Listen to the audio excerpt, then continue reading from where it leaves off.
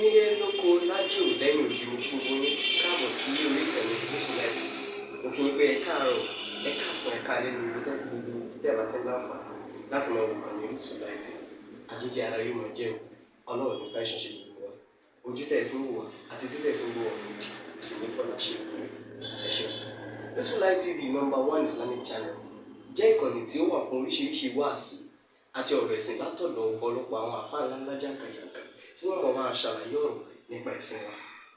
Ní báyìí, ẹ bá mi subscribe sórí Lásán TV kí ẹ lè máa jẹ ọ̀pọ̀lọpọ̀ gbádùn àwọn fídíò táwọn fi síbẹ̀ lónìí ọ̀rọ̀. Ẹ bá mi like kí ẹ sì bá mi subscribe, ẹ bá mi share kí ẹ bá mi comment sórí àwọn fídíò yìí. Ìṣẹ̀lẹ̀ bẹ́ẹ̀ ti sí. Alhamdulillahi Rabbil Alamin. Allahumma salli wa sallim ala Sayyidina Muhammad wa ala alihi wa sahbihi wa sallam. Ọlọ́run a dúpẹ́ àkí ẹ, ọba ẹlẹ́yìn ni ẹ́, ọba olóore ni ẹ́, ọba ológun ni ẹ́, ọba alákùnrin ni ẹ́, ọba tó gbọ̀ngbọ̀n ni ẹ́. Àwọn àgbàlagbà wọn a ní ká dúpẹ́ lọ́wọ́ ojú tó rí ni tó mọ́ ni lójú. Ṣèbé yẹn ni òwò bí a wà. A kí gbogbo ẹ̀yin olóríire tẹ́ ẹ mọyì oríire. A kí gbogbo ẹ̀yin ẹni àlùbáríkà tẹ́ ẹ mọyì àlùbáríkà. A kí gbogbo ẹ̀yin tẹ́ ẹ ga tẹ́ ẹ mọyì gíga. A kí gbogbo ẹ̀yin tó jẹ́ pé ẹ mọ implication tí ń bẹ níbi kí wọ́n ronú àti já àyàn bọ́. Tí gbogbo yín sì mú good comment. Tí gbogbo yín sì ń ṣe àmì. Gbogbo nǹkan ní ti yín náà ò ní bàjẹ́. Oríire yín ò ní di ìbànújẹ́. Ìdùnnú yín ò ní di ìbànújẹ́. Dáadáa ò ní kúrò nínú ayé yín. Àlùbáríkà ò ní kúrò nínú ìsẹ̀mí yín. Ọlá oníṣẹ́lá Nábì wa Muhammad. Ọlá la hawla wala quwwata illa billah. Mo ní kí n appreciate yín púpọ̀ ni. Àwọn àgbàlagbà wọn a ní ká dúpẹ́ lọ́wọ́ ojú tó rí ni tó mọ́ ni. Ṣèbí èèyàn ní owó bí a wà. Gbogbo ẹnikẹ́ni tó bá mọ tí wọ́n ń pè lóríire tó wá appreciate Ọlọ́run lórí tí ń pè lóríire. Irú ẹni bẹ́ẹ̀ ó yẹ ká yìn fún Ọlọ́run ló sọ bẹ́ẹ̀. Ó ní la in shakartum la azidannakum wa la in kafartum inna adhabi lashadid. Olúwa sọ wípé gbogbo ẹ̀yin èèyàn ẹnikẹ́ni nínú yín tí mo bá ṣe lóore tó bá dúpẹ́ èmi á ṣàlékún àlùbáríkà fún yín, ṣàlékún oríire fún yín, ṣàlékún ìdùnnú fún bá ṣàlékún ayọ̀ fún yín, ṣàlékún àlàáfíà fún Ọlọ́run kó wọlá bẹ́ẹ̀ kó bá ṣàlékún oríire gbogbo yín. Tẹ́ rí pé a ṣe dùáwù fún Mufti Diyar lánàá tẹ́ ẹ sì ṣe àmì tínú yín sì ń dùn. Ọlọ́run wọlá àlùbáríkà nù léyìí gbogbo bùkátà ẹnìkọ̀ọ̀kan ló bì ya. Ọlọ́run wọlá oríire tó ṣe ilé yìí gbogbo bùkátà gbowó bì ya. Ọlọ́run wọlá gbígbàdúà tọ́lọ́run sọ pé man dakhalahu kana amina gbogbo oríire ẹnìkọ̀ọ̀kan náà Ọlọ́run bá àlejò ló bì ya ẹ̀. Ọlọ́run ní lẹ́kọ̀ọ́ ìbànújẹ́ sínú ayé wa pẹ̀lú ògo Ọlọ́run bá àlejò ọlá. Ọlọ́run kó wọlá pé àníyàn ń lọ dá nǹkan láyé. Fúnra Nábì ló ní innamal a'malu binniyat wa innama likulli imri'in ma nawa. Faman kanat hijratuhu ila Allahi wa rasulihi fa hijratuhu ila Allahi wa rasulihi. Ẹ̀dá kan ò ní ṣoríire láyé àfikún tí láníyàn rí. Àníyàn tó qabla al-amal. Àníyàn ní gbogbo nàtíjà ṣẹ́ tó lọ́wọ́ fún kálukú. Nígbà Ọlọ́run inna khalaqnakum min dhakarin wa untha وجعلناكم شعوبا وقبائل لتعارفوا واني ان اكرمكم عند الله اتقاكم. ẹni tó bá bẹ̀rù Ọlọ́run lórí ọba àlejò ọlá máa ń nífẹ̀ẹ́ sí àwọn yẹn ni wọ́n bàbàrà níwájú Ọlọ́run, àwọn yẹn ni wọ́n pàtàkì níwájú Ọlọ́run, àwọn yẹn ni wọ́n jẹ́ olóríire lọ́dọ̀ Ọlọ́run ọba wọn. Látara bẹ́ẹ̀ Ọlọ́run ọba àlejò Ọlọ́run ní padà lẹ́yìn wa, Ọlọ́run ní padà lẹ́yìn gbogbo wa. Ó bẹ̀rẹ̀ nítorí Mufti Diyar tí lórí gbogbo ẹni tí ń nájà àdùnnú láyé, gbogbo àwọn àfáàgbà tí ń nájà oríire láyé. Bákan náà ó ní Sheikh Labib Lágbàjì, ọ̀rẹ́ mi ẹni eré olólùfẹ́ Ọlọ́run, ẹni tó fi Ọlọ́run tán lára gbogbo ti jóríire. Àlùbáríkà yín ò ní dín oríire ò ní kúrò lọ́dọ̀ yín.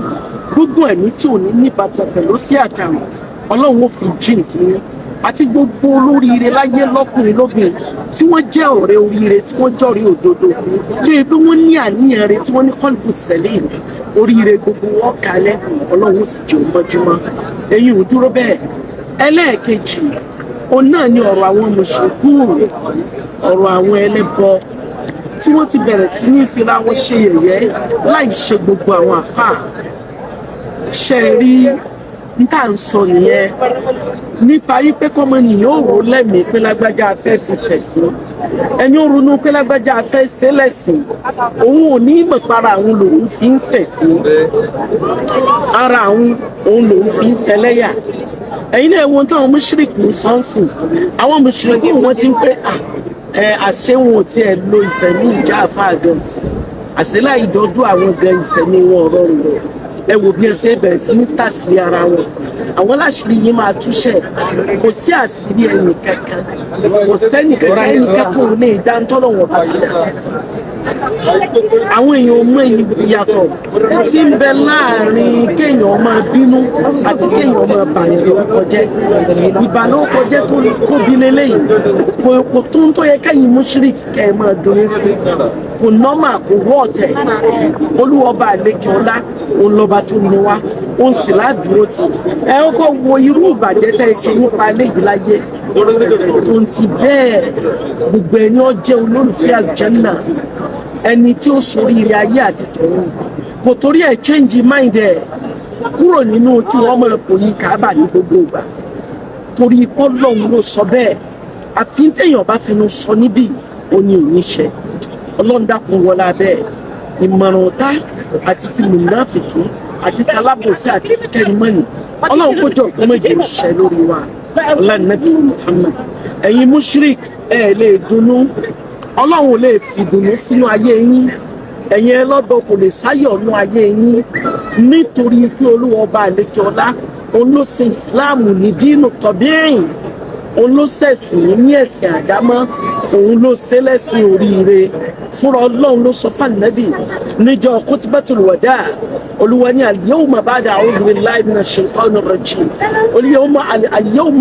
al-yawma akmaltu lakum dinakum wa atmamtu alaykum ni'mati wa raditu lakum al-islam dinan Olúwa sọ nínú al-Qur'an Olúwa ní rẹ̀ Nábì wa Muhammad al-yawma akmaltu lakum dinakum èmi Ọlọ́run ni mo pín ẹ̀sìn àdámọ́ yìí ẹ̀sìn oríire ẹ̀sìn tó yẹ pé kò sẹ́ni tó lè ṣe láyé tí ò ní wà Janna Ànábì ló sọ bẹ́ẹ̀ hadithun muttafaqun alayhi Ànábì sọ yìí pé man qala la ilaha illallah mukhlisan dakhala al-janna ọlẹ́nikẹ́ni tó bá ṣe la ilaha illallah pẹ̀lú ọkàn rẹ̀ tó dúró ti Ọlọ́run tó ní istiqama iyèméjì ò sí inú wà Janna rẹ̀ ẹni bẹ́ẹ̀ Ọlọ́run bá àlékè Ọlọ́run ní padà lẹ́yìn wa ẹni ó bá dúró tọlọ́run Ọlọ́run ó máa ṣe tiẹ̀ ẹni ó bá ṣe tọlọ́run bá àlékè ọlá Ọlọ́run bá àlékè Ọlọ́run máa ṣe tiẹ̀ kò ní yẹ kò ní gbò lẹ́yìn tí ó máa ṣe tiẹ̀ Ọlọ́run bá òní padà lẹ́yìn wa lẹ́yìn náà ẹ jẹ́ kí n wá ṣàlàyé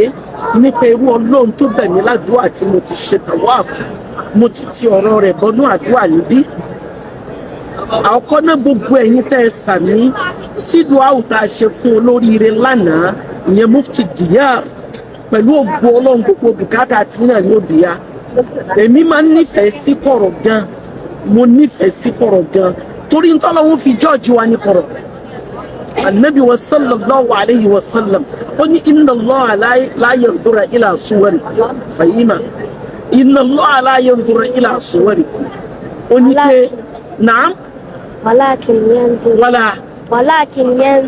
ولكن ينظر إلى قلوبكم وأعمالكم صلى الله عليه وسلم Olúwa Ànábì wa Muhammad sọ pé Ọlọ́run ní wo bẹ́ẹ̀ ṣe rí kò dẹ̀ ní wo ìmúra yín ولكن ينظر kò ní wo owó yín kò ní wo ọlá yín ولكن ينظر إلى قلوبكم yóò wo ọkàn yín àti iṣẹ́ yín Ànábì wa Muhammad ló sọ bẹ́ẹ̀ ajé afahima ló rán mi létí Ọlọ́run kó jọ kó mọ̀jọ gbàgbé mọ̀ Ànábì ó sàmì ni la hawla wala quwwata illa billahi al-aliyyil azim.